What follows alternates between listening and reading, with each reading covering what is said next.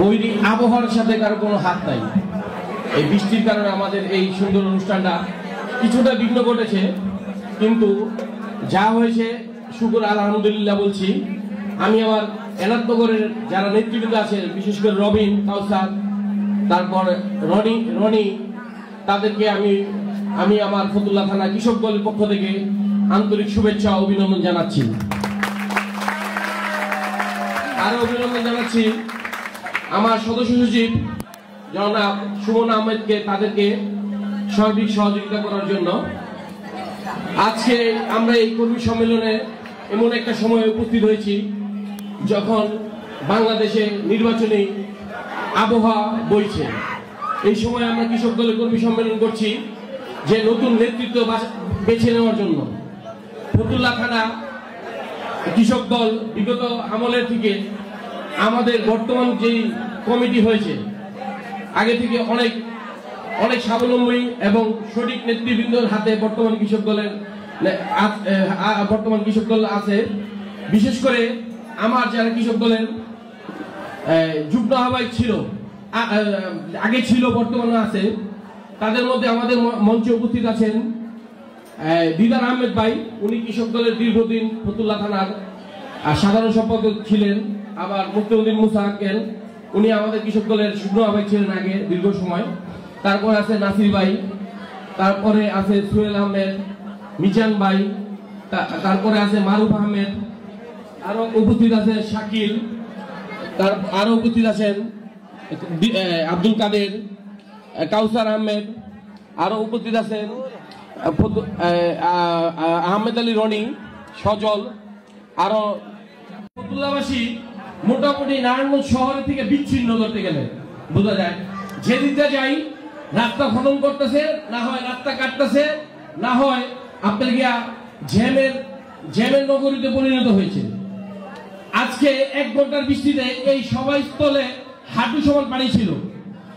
Fascist Hasina সরকারের আমলে দীর্ঘ সময় কবরী এই এলাকায় এমপি ছিল শামী ওসমান। তারা দুর্নীতি করেছে, সন্ত্রাসী করেছে, চাঁদাবাজি করেছে। তার ছেলে, তার শালাকে দিয়ে হাজার হাজার লক্ষ কোটি টাকা বাংলাদেশ থেকে পাচার করেছে। কিন্তু নারায়ণগঞ্জ এই 4 আসনের মানুষের ভাগ্যের পরিবর্তন হয়নি। একই সময় আমরা দেখছি আমাদের দেশে থেকে লক্ষ কোটি টাকা পাচার করে শেখ হাসিনা ও তার দোসররা দেশের বাইরে আরাম আয়েশে জীবনযাপন করছে, বিলাসী জীবনযাপন করছে, কিন্তু আমাদের দেশের জনগণ এখনো কষ্ট করছে। আপনি দেখেন, আমরা দেশ স্বাধীন হয়েছে 50 বছর উপরে। আমাদের দেশের মতো, আমাদের দেশের বহু বছর পরে, 10 বছর 15 বছর পরে এমন দেশও আছে যেগুলি আমাদের দেশের পরে স্বাধীন হয়েছে, কিন্তু সেই দেশের চেহারা দেখবেন আর বাংলাদেশের চেহারা দেখবেন রাত আর দিন তফাৎ। আমাদের দেশে যে চোরগুলি দায়িত্ব পালন করেছে এই দীর্ঘ 17 বছর, তারা খালি লুটতরাজ করেছে। লুটে এই টাকা পয়সা নিয়ে বাংলাদেশের বাইরে যে বিলাস বহুল জীবনযাপন করছে। আর একটা কথা বলি যে 2-3 দিন যাবত দেখছি আমাদের নারায়ণগঞ্জ জেলা এবং ফতুল্লা থানা কৃষক দল নিয়ে এই একটি কুচিত্র মহল বিভিন্ন ধরনের দৃষ্টিমূলক নিউজ করছে এবং ফেসবুকে স্ট্যাটাস দিচ্ছে। আমি তাদেরকে বলতে চাই, দেখেন, আপনারা যারা কৃষক দলের দিকে আঙ্গুল তুলছেন, আপনারা আপনাদের পরিবার এবং আপনার দিকে তাকান। আপনি বিগত সময়ে এমপি ছিলেন আমাদের 4 আসনে, নারায়ণগঞ্জ জেলা বিএনপির দায়িত্বে ছিলেন, আপনার ছেলে কৃষক দলের দায়িত্বে ছিলেন। আপনারা কি করেছেন সেই দিকে তাকান।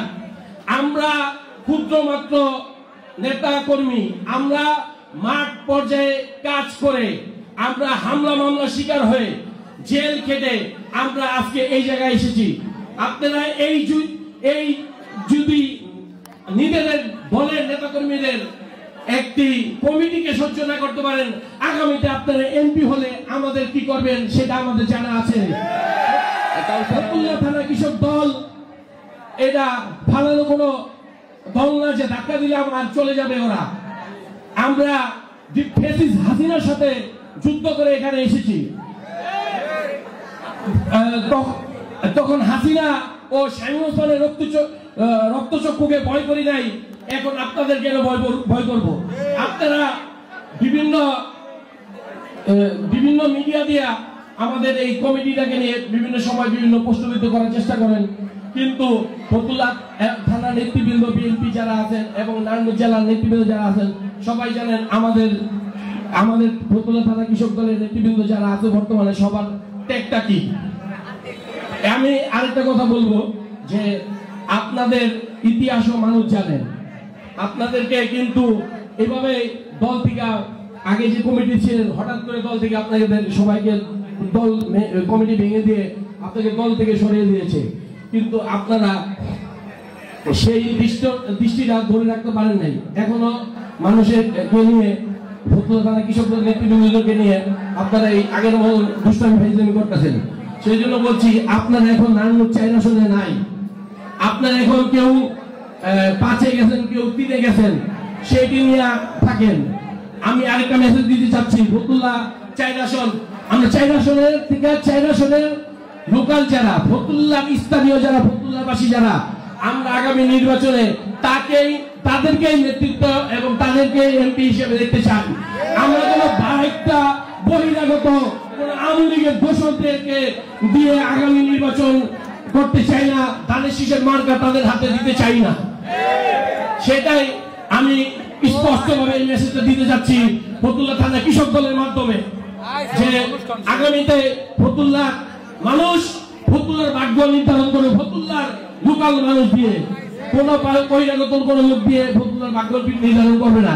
দেখেন একটু বৃষ্টি হলে কাদা পানি জমে যায়, ডেঙ্গুতে মানুষ কিভাবে হাসপাতালে ভর্তি হয়ে আছে, তারপরে রাস্তাঘাটে সারাক্ষণ জ্যাম জট লেগে আছে, তার কোনো ব্যবস্থা তাদের মধ্যে নাই। তারা বসে পড়ে আছে, কৃষক দল কে নেতৃত্বে আসলো, তারা কি করে তাদের নিয়ে পড়ে আছে।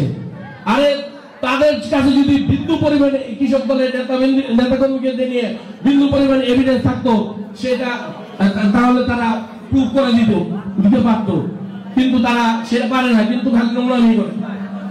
এই বলে আগামী ফতুল্লা এবং এনায়তনগর ফতুল্লার যে 5টা ইউনিয়নের আমরা কমিটি করার জন্য আমরা এই কর্মী সম্মেলনগুলি করছি। আমরা এই বলে যারা আগামীতে সঠিক নেতৃত্ব দিবে এবং বিগত সময় যারা দিয়েছে তাদের নিয়ে আমরা একটা সুন্দর ফতুল্লা থানা কৃষক দলের কমিটি উপহার দেব 5টা ইউনিয়নের। এই বলে আমার বক্তব্য শেষ করছি। ধন্যবাদ। বাংলাদেশ জিন্দাবাদ, বাংলাদেশ জাতীয়তাবাদী কৃষক দল জিন্দাবাদ।